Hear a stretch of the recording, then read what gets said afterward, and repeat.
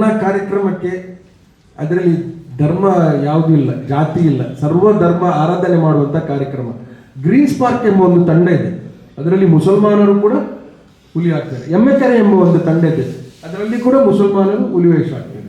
ಬಹುಶಃ ನನ್ನ ಪೀಳಿನಲ್ಲಿಗೆ ಕಾರ್ಯಕ್ರಮಕ್ಕೆ ಕೆಲವು ವಾಲಂಟಿಯರ್ಸ್ ಬರ್ತಾರೆ. ಅವರು ನಾನು ಜಾತಿ ನೋಡಿ ಅವರನ್ನು ನನ್ನ ಹಿಂದೂ ಧರ್ಮದವರಂತ ಅವರನ್ನು ಸ್ವಯಂ ಸೇವಕರಾಗಿ ಅವರನ್ನು ಆಯ್ಕೆ ಮಾಡಲಿಲ್ಲ. ನನಗೆ ಇವತ್ತು ಕೂಡ ಕೆಲವರ ಹೆಸರು ಗೊತ್ತಿಲ್ಲ, ಆದರೆ ಕೂಡ ಅವರು ಬರ್ತಾರೆ. ಯಾಕೆ ಅಂತ ಹೇಳಿದೆ, ಈ ದೇವರ ಸೇವೆಯನ್ನು ಮಾಡಬೇಕೆಂಬ. ಒಬ್ಬರು ನನ್ನ ಸ್ನೇಹಿತರಿದ್ದಾರೆ, ಅವರು ನಾನು ಮೊನ್ನೆ ಯಾವುದೋ ಒಂದು ಇಂಟರ್ವ್ಯೂಲಿ ಹೇಳಿದೆ, ಅವರು ಕತಾರಿಂದ ಬರುವವರು. ಪ್ರತಿ ವರ್ಷ ಕತಾರಿಂದ ಬರ್ತಾರೆ, ಪ್ರತಿ ವರ್ಷ ಗೇಟಲ್ಲಿ ನಿಲ್ತಾರೆ, ಎಲ್ಲರ ಬೈಗಳನ್ನು ಕೇಳ್ತಾರೆ. ಒಂದು ಒಂದು ಪಿಲಿನಲಿಕೆ ತಂಡದ ಸ್ಪರ್ಧೆ ಕಾರ್ಯಕ್ರಮವನ್ನು ಕೂಡ ನೋಡುವುದಿಲ್ಲ.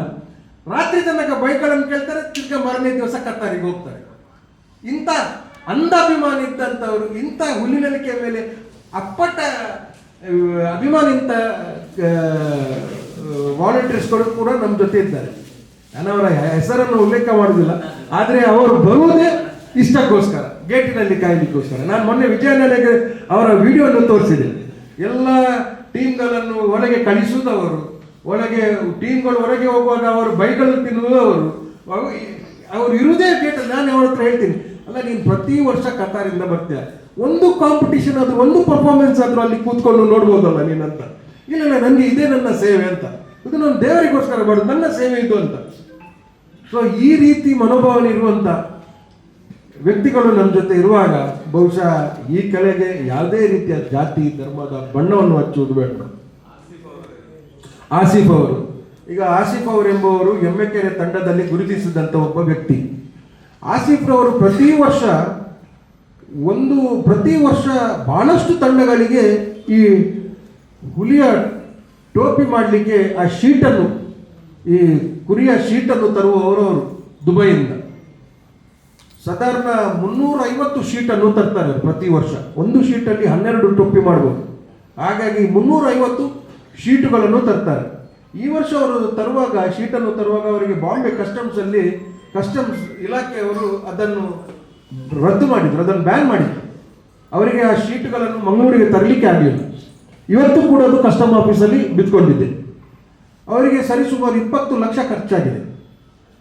ಇಲ್ಲಿ ಎಲ್ಲ ತಂಡಗಳಿಗೆ ತಿರ್ಗಾ ಶೀಟನ್ನು ಕೊಡಬೇಕು. ತಿರ್ಗಾ 20 ಲಕ್ಷವನ್ನು ಅವರ ಸ್ವಂತ ಹಣದಿಂದ ಹಾಕಿ ಅವರು ಎಲ್ಲ ತಂಡಗಳಿಗೆ ಆ ಶೀಟನ್ನು ಕೊಡುವಂಥ ಕೆಲಸ ಕಾರ್ಯ ಮಾಡಿದ್ದಾರೆ. ಅವರಿಗೆ ಆದಂಥ ನಷ್ಟ ಬೇರೆ, ಆದರೂ ಕೂಡ ಒಬ್ಬ ಬೇರೆ ಸಮುದಾಯದವರು ನಮ್ಮ ಈ ದೇವರ ಕಾರ್ಯಕ್ರಮಕ್ಕೆ ಯಾವುದೇ ರೀತಿಯ ಒಡಕು ಬರಬಾರದು. ಅವರು ಮೊನ್ನೆ ನಾನು ಮಾತನಾಡುವವರು ನನ್ನ ಮನೆಗೆ ಬಂದಿದ್ದರು. ನಾನು ಹೇಳಿದೆ, ಏನು ಮಾಡ್ತೀರಾ? ನಾನು ಅದನ್ನು ಸಂಪೂರ್ಣ ತಾಯಿ ಮಂಗಳಾಂಬೆಗೆ ಬಿಟ್ಟಿದ್ದೇನೆ, ಆ ಶೀಟ್ ನನಗೆ ವಾಪಸ್ ಬರ್ತದೆ ಅಲ್ಲ. ಇವತ್ತಿಲ್ಲದಿದ್ದರೆ ನಾನು ಅದನ್ನು ಕಸ್ಟಮ್ಸ್ ಕ್ಲಿಯರೆನ್ಸ್ ಮಾಡಿ ವಾಪಸ್ ತರ್ತೀನಿ. ಇವತ್ತು ನನಗೆ ಲಾಸ್ ಆಯಿತು, ಹೋದ ವರ್ಷಕ್ಕೆ ನಾನು ಅದನ್ನು ಉಪಯೋಗ ಮಾಡ್ತೀನಿ. ನನಗೆ ಅದರ ಭಯನೇ ಇಲ್ಲ. ಅದು ಖಂಡಿತವಾಗಿಯೂ ಕೂಡ ನಾನು ದೇವರ ಮುಂದೆನೇ ನಾನು ಬೇಡಿದ್ದೇನೆ, ಇದನ್ನು ತರಿಸುವುದು ಕೆಲಸ ಕಾರ್ಯ ನಿಮ್ದಂತ. ಸೊ ಹಾಗಾಗಿ ಅಷ್ಟು ಅಚಲವಾದಂಥ ನಂಬಿಕೆಯನ್ನು ಇಟ್ಕೊಂಡು ನಮ್ಮ ಈ ತುಳುನಾಡಿನ ಜನರು, ಸರ್ವಧರ್ಮದ ಜನರು ಈ ಕಲೆಯನ್ನು ಆರಾಧಿಸ್ತಾ ಬರ್ತಾ ಇದ್ದಾರೆ.